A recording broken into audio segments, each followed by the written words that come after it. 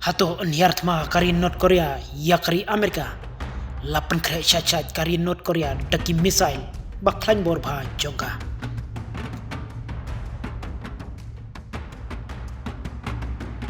Katnang mi kisngi bat kisnyam ikumba kani kasla pertai.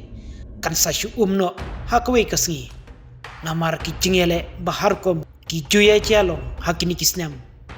Lakalong ka jingya penibor halaka jongkari. Bat kiriking atiar baper. Bat ru kabak kamsir kay bahamanda kalong ka jinglait ban yartma kawai kari. Iya kawai pat. Namar ka jingbom don shu iya ka jingya shanya pamarkliang.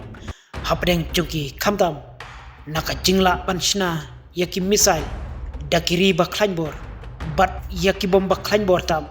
kabalas dang wat ban ya tenjuk bor lahato ki jongno bat mano bakamla panshna yaki baklan tam haba persang ban wat jingtip napo kari North Korea kari balayalam bat balas sensar don bor dau Kim Jong Un layo jingtip kabasai ba ban nakliang ki bor sipai Jong Un menta kasngi ublay kila tes biang saya ukrus missile jongka hakani kawat kabamenta dang mensemsnem nakaliang kari North Korea kala tes ru ya artili ki missile baklan bor pa jongka hakaba tang hapo mensemsnem bat mentausnem kari North Korea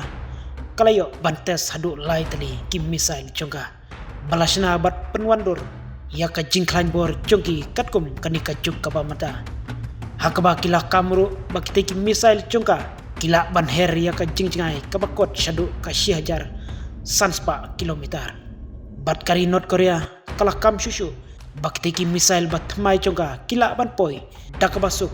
hapo uput usam jongkari Amerika lada kinsiat lengba jongkite ki missile mensyamsnam kala donru ka jingkam bakate ka jingshna jongkari North Korea